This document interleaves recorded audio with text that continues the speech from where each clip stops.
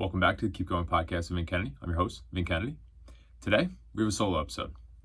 This one is going to be a little all over the place, but definitely some good chunks. And I guess it's more of just like a life update mixed with things I've been reflecting on and learning. And to dive right into it, this past weekend, I was in Chicago for my buddy Greg's marathon. Ran a 2:50 and 30 seconds, I believe. Absolutely crushed it. For people that do follow running and are following along with the Boston qualifications, majority of young men, myself included, are chasing a sub 3-hour marathon, but they have been having too many applicants, so now they are making the standard strict. So they have actually moved it from a sub 3-hour marathon to a sub basically like 2:55. The biggest takeaway for me personally is just surrounding myself with people that are better than me. I did it in December. I watched Dan run 100 miles. I didn't think it was physically possible for myself. Watched him do it, and it just like unlocked something mentally. Same thing with Greg. You know, the idea of running 6-minute miles or miles in the 6-minute mile range for a marathon it's hard. It's crazy. It sounds nuts, but speed is relative. And when you have someone do the thing and show you that it's possible, it makes it more real for you. So now going into my marathon in January, I run the Houston Marathon. I feel capable. And again, that's because of the people around me, because of the people around me raising the floor. And it's just so cool to see. And I'm so proud and like grateful for the people that I have that are doing these things, that it just becomes common. You become very common amongst the uncommon, and it's a beautiful place to be, really, because that's where so much growth is. Like, you just keep raising the floor.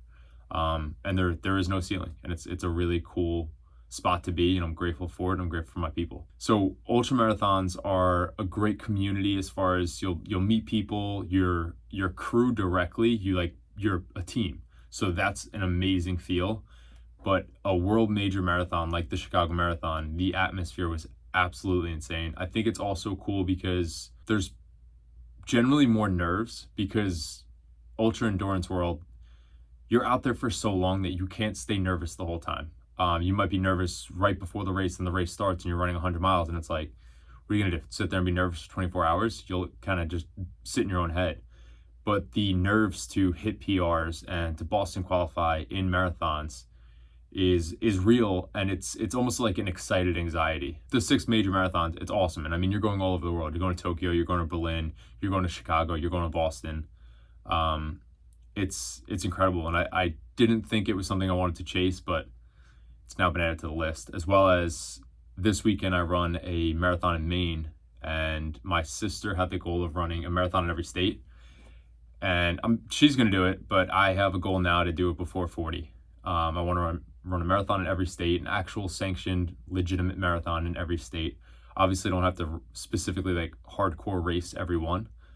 This one in Maine on Sunday, I'm saying I'm not going to race, and I don't think I'll actually race it, but I might give a little effort, a little more than I've been giving in my previous marathons that I've been running. But really quick, before I kind of wrap things up on Chicago, we were ingrained in the endorphins community with a buddy, Mike, who runs their Austin, Texas, like cohort. And the endorphins community is so cool. It's so cool to see like-minded people like chasing goals. Everybody's generally in like the same age range. Obviously, everybody has different things going on in life, but like to get together for a weekend and kind of just enjoy company, share meals, share runs, share miles, and then to get to watch people race and support their friends was just such a cool atmosphere. Made a ton of friends. Though marathoning is like a solo game, it makes you feel like you're a part of something bigger, and I think that's just really special. It was a really cool thing for me to see, because I used to make this such like a solo mission game, and it certainly does not have to be that way. And to see a group like Endorphins kind of taking it, I mean, worldwide at this point, but really like all over the country and really showing up in numbers, was just really, really cool to see the impact that they're creating there. I'm on a streak to run basically 5 solo days. I've ran a minimum of 27 to 30 miles within those 5 days. So it started the weekend I got back from Italy. This was completely unplanned. I was supposed to run 14 miles. Some friends were like, hey, we're just going to do 27 down the Jersey Shore. And I was like, all right, fuck it. I had easy miles anyway. Like, I'll just go slow and kind of make it an easy run with longer time on my feet. So we did 27 through Jersey. The next weekend, we were going to Philly to meet up with a group run. And we decided to just tack on a lot more miles. So we ended up doing 27 in Philly. And then took my talents to New York City, did 28 in New York City with a couple more friends, mainly a different group. The core was me, Dan, and Sean. Greg joined us for the first one. And then from there, we've kind of been like adding people as we go. And then this past weekend, the day before the marathon, I ended up running 30 miles with all different people, but some were shakeout miles with a group for the endorphin shakeout for the marathon. And then I did, I believe it was like 28 with a crew of brand new people. And it's just such a cool thing to do. Obviously running far and running long I get a lot of enjoyment out of that. I get a lot of like mental peace and mental clarity out of that as well. But to share the miles with new people that I didn't even know. I knew no one on this trip before I went to Chicago. I met everyone through social media. And it's insane. I only actually knew one person that I've ever met in person, I believe. And that was Greg. And again, met him through social media last year around this time. And then we've obviously been hanging out since, but that's just such a special thing that like you could bond over a mutual thing, and it doesn't have to be running. It just happens to be running. We all do enjoy it to a certain extent and at certain times. Cause again, like sometimes mile 20 sucks. Sometimes mile 4 sucks, but to have that thing that you bond over, and it's really just bring community together, regardless of what it is. It's special. I ran those 30 miles in Chicago with like people that I didn't even know existed. And then people that I knew, like I knew a lady, Lucy, who won the TSP, which is she did it solo. It's a LA to Vegas, 350 miles, and she won it. She won the solo event in that race. And I knew of her. I didn't really know who she was. And then the more we got talking, I like put 2 and 2 together, and like it's things like that. It's meeting people like that, and then just the rest of the crew as well. Like it's such a cool dynamic and way to meet people, because you're unfiltered. Nobody has a guard up. You can't have a guard up for 30 miles. It's not possible. So you're kind of just like being yourself, and I think it's a special way to connect to people. So basically, to spin it back, I did New Jersey, New York City, Philly, Chicago. Now I'm going this weekend on Sunday to run a marathon in Maine. I was supposed to run it with my sister and a friend, but they both got hurt. Then I was supposed to run it with a friend, with Dan. Everybody should know Dan at this point. Dan's hurt as well. So we're doing it solo. I don't know what this is going to entail. I'm shooting for like probably like a 330, 340, 345. It's hilly. I want to have fun, but also like, you know, not burn myself out, because I have a 50K to run on Thursday in Georgia. But I want to give it a little effort. I don't know what that'll look like, but we'll see. But I definitely want to enjoy it and take it in, because I tend to race. Whenever I race races, I don't enjoy anything. I don't enjoy the scenery. I don't enjoy the crowd. I'm blasting music in my headphones, and I don't really look to what's around me. I just look what's in front of me. I ran the Brooklyn half, and I didn't enjoy a second of it. It was pouring rain, and I was staring straight ahead the whole entire time, blasting music. So it's a different way to enjoy races and enjoy experiences. Nothing wrong with being locked in and hammering a goal, but at the same time, this isn't a specific goal. I signed up for this marathon to kind of have fun, so that's what I'm gonna do. I will be ending the streak on Thursday, where I'll run a 50K in Georgia, which is a Running Man event put on by Jesse Itzler, and that's just gonna be insane. It's basically a music festival for runners. It's gonna be sauna, cold plunge, motivational speakers. I'm sure they're gonna have tons of food, yoga, mindfulness, breathing, and then obviously it's Running Man, so there's gonna be a lot of running and a lot of like-minded people, and I have a whole crew going, and I'm really looking forward to that event. It's been a lot of traveling lately, which I absolutely love, and it's been a lot of like, I'm home for 4 days, now I'm gone. Gone for 2 days, now I'm back, and love that. Absolutely love that. I signed up for a bunch of shit intentionally just to really have fun before I fall into my marathon prep, and I have to take things a little more serious. A couple things here. One takeaway is like, obviously I've been running insane distances for 5 days. For the 5 days that I did it, it's going to end up being a 6th day when I go to Georgia. And it's so cool to see what's like scalable and buildable. And the proudest I am of all of that is that I'm healthy. I have no real injuries. Obviously, you get like little aches and pains just from fatigue and stuff like that, but I have no actual injury, and that's awesome. So to be able to build this where, you look back to even like 2020, I ran a do-it-yourself marathon, absolutely just fell apart. I was in shambles. I think I ran like a 4:30, 4:45, and just had no idea like how people possibly race marathons or ran further. And to be able to kind of just hop in the arena, go all in the last year on running, year and a couple months now, it's absolutely changed my life. Not just the community, but the things I found out about myself, the consistent, relentless work that I've put in, just shows me what I'm capable of in every area of life. It's changed everything. It's changed literally everything. But I'm so grateful for it, and just to be able to move, be healthy, and it's just fucking awesome. I don't even know how else to word it. I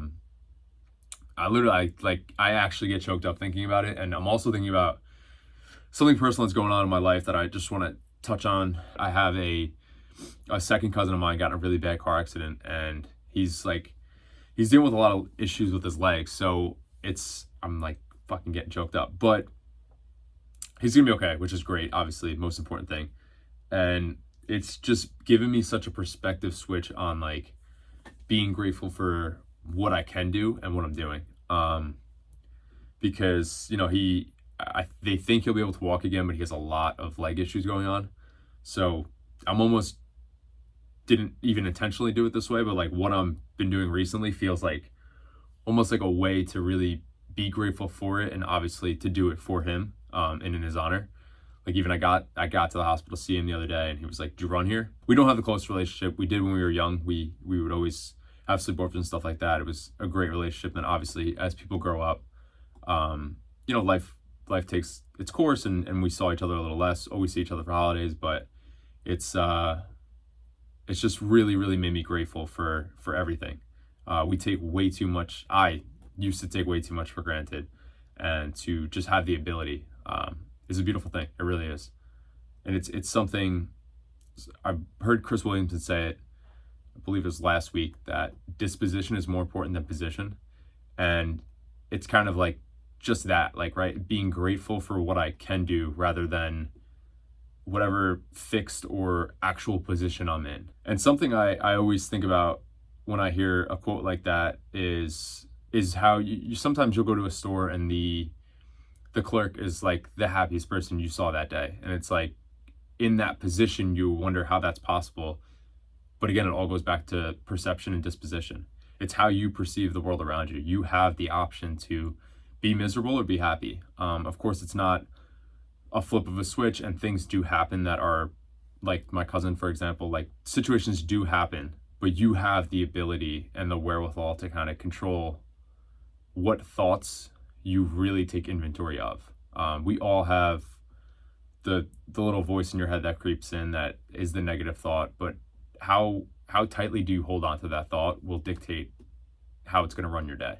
So I really, really like that quote, and I'm a living testament to it. I think I'm very intentionally naive to certain shit, and I think that goes to my disposition being more important than my position. I think it's just how I choose to live life. Like I rather keep the, for lack of a better term, the rainbow glasses on and see sunshine and rainbows, because if you are looking for the negative, you're going to find it very easy.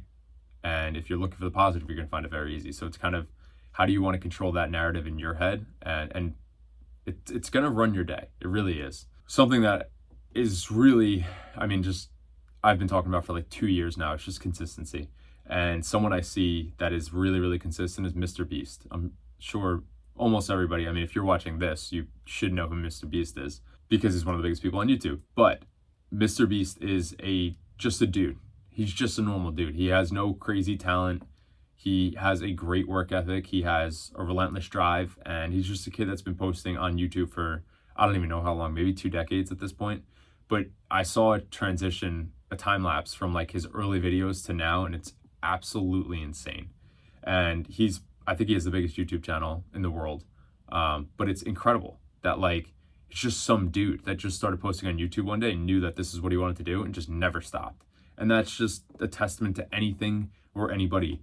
I obviously related to running, but like I hated running. I couldn't even run a lap around a track. And now I've ran 100 miles. I've ran, I don't even know, basically 27 to 30 miles the last 5 weekends in a single day. And like, I'm not that great. I'm not that talented. It's just work ethic. It's what you do during the week. It's the easy runs you put in, and it's all the miles and the milestones you hit along the way. You don't just wake up and run 100 miles. You have to really get to work on that and build a body of work that can last you 100 miles. Another thing that's been circulating for me is I've been talking to my massage therapist, who has been telling some of her clients about some of the things that I've been doing running wise, and she's actually been biking, which is the coolest thing in the world. Like, influence and impact, even in the smallest way. And it's not like, oh, look what that person did because of me. It's zero to do with that. It's just you live your life in a manner that can positively affect people. And if someone wants to gravitate towards that, they will, and they will start doing incredible things. So she hit a 30-mile bike ride the other day, which is awesome. And she's gearing up for a 50. And she said she's going to do 100, and I believe her, and I believe in her. And it's going to be so fun to watch. I hope I could do it with her. But she's been talking to clients, and they've been asking, a couple of her clients asked, like, what do you think he's running from? And I think it's a great question. And it's obviously like, that person doesn't know me. Completely justified question. Like, if I heard someone ran thousands of miles in a year, I would be like, in the past, I probably would be like, what, that guy's got demons. You know what I mean? Like, nobody runs 100 miles and is completely sane. I just don't think those two things go hand in hand. But I really sat down and like thought about this, and I don't think personally I would ever be able to do all of the running I do and spend all the time I do in my head if it wasn't a calm place to be. So I don't think I'm running from anything anymore. I think I have a very calm mind, though I'm ADD out the ass. My internal like dialogue and my mind is very calm and at peace right now, and I think that's what also makes me capable of doing what I'm doing right now. And part of that too is that I'm not running from anything. I'm running towards my potential, and it's just something I'll never catch, and I'm cool with that because I like continuously raising that bar because I won't settle in that way. It's just a unique thing when you could, like, there's no ceiling to it, and you could keep setting that. Of course, someday, age and fatigue and certain things are going to play a factor, but today they're not, so I'm not going to let them. A spin-off of this that kind of still goes hand in hand is a guy named Scott Walker was on Modern Wisdom, which is Chris Williamson's podcast, which if you don't know that podcast, I'm thoroughly obsessed, so you should. But he had a hostage negotiator on, his name's Scott Walker, and he talked about when he deals with kidnapping victims, most of the conversations do not happen with the kidnappers. And that's such an interesting thing because you would think most of his job revolves around dealing with the kidnappers themselves, and it doesn't. It is all involved and revolves around dealing with the people that their person was kidnapped, or their son, or their family member was kidnapped, or their coworker, or whoever it is. But most of his conversation deals with them and keeping them calm. And I think that's just a testament to life. Like, most of our critics on the outside don't even say things to our face, or just a lot of the conflict that we have outside can be resolved if we turn inward and kind of just really face what's going on in our head. Like, you might get nasty with someone or have an attitude with someone, and it's something that you're personally dealing with. So if you deal with that, you could then better deal with the person and obviously not have the attitude. I just think it's an interesting perspective, and it also goes hand in hand with running because you're going to have those thoughts. Like, as dark as it sounds, like, I have been on long runs. I've been in marathons and been like, I wish I could just step in that pothole because this pain will end. And I could be like, oh, that's my out. Like, would I ever do that? No. But these thoughts creep in. Or like, I wish I could just cramp so bad that like I could stop running. Like, yes, these thoughts have absolutely crept in because I know I'm not going to let myself stop. So something like that, unfortunately, would have to happen to stop me. And again, not when I'm in pain, but just when you're dealing with like the hurt of a marathon. I know what that feels like. As much as I crave that feeling sometimes it sucks when you're in it, but getting through that feeling is what I crave. I've been talking to a lot of people, and a couple people have brought it up to me and I brought it to myself, honestly, after my 100-miler. I couldn't really run for probably like 13 days, though they were on and off, and I was getting a little stir crazy, so I started biking. Was that the best idea? No. Ended up getting hit by a car. I was absolutely fine, just some scrapes and bruises, but it was like, should I be slowing down right now? So I stopped. I didn't actually stop. Then I biked 100 miles, but then I hopped on a stationary bike for a majority of the rest of it until I could run again. And something that I realized is I am someone that I crave movement. So I don't need running. I don't need biking. I don't need swimming. I don't need sports. I don't need lifting. It could literally be walking. But I personally, just from what I've dealt with in my life, I know mentally to be good and at peace with myself, like I need movement. I need that in my life. And I don't think that's a bad thing. I really don't. Of course, I'm excessive as fuck. And can I dial it back at times and prioritize my health at times? Absolutely. But to crave movement in my life, I don't think is a bad thing. You know, because I've heard some people say, like, what happens if you don't have running? It's like, I'll just go grab a bike. What happens if you can't bike? I'll hop in the water. What happens if you can't hop in the water? I'll lift. What happens if you, I don't know, break your legs? I'll hand cycle. Like, I'll figure it out. But it's one of those things where it's not the movement, it's just movement as a whole. And I just need that in my life for my mind. And I've seen what that does for myself and my inner peace, and it's necessary. I'm a little fucked up without it. Two last pieces I want to talk about are, one, I wrapped up Die with Zero, which was an awesome book. I recapped it in the previous episode if you want to check that out.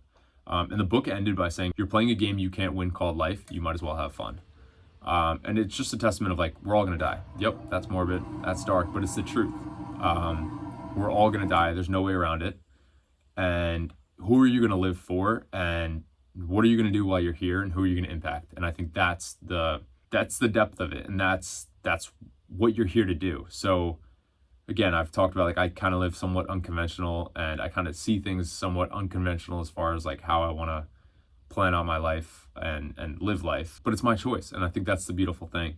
And another quote that I heard is, some people live and die and never hear their own voice. And I think this is a testament to that, where you have the plan that you think you should be living from society, from family, from whoever, and then you may have another plan in your head that you're just scared to go after, and that's your own voice, and that's your own plan that you should be following. To kind of live life for other people is absolutely insane. You only have one chance at this, and I'm sure people see all the time how obvious it is that life is so quick and can be changed and altered in an instant, and to not follow and be doing the things you want to do is kind of just ridiculous. And of course, it's easy to take both approaches, right? Where you step back and you're like, okay, well, I still need to, like, pay bills and raise my family and help whoever. Of course, not saying that, but in the grand scheme, like, are you actually doing things that are making you a better person and making you happy? And I think to couple all of that with, like, yes, still taking on your responsibilities is important. And the other side of that is to look around and be like, this was all made up.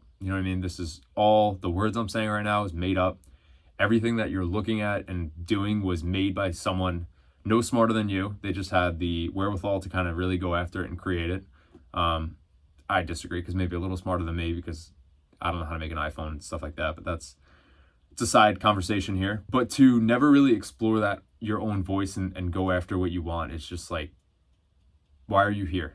What is the purpose of any of this then, if you're just going to live to societal norms and you're just going to kind of live in this box that you're placed in by yourself or by others and just never deviate outside of it? Like, what's the worst thing that can happen? That's all we got. A little all over the place. I hope this helps someone. These solos are more of like talk therapy for myself. So if you don't enjoy them, I apologize, but I enjoy them. So I'm going to keep doing them every once in a while. Have some more guests coming on, and have some news coming soon.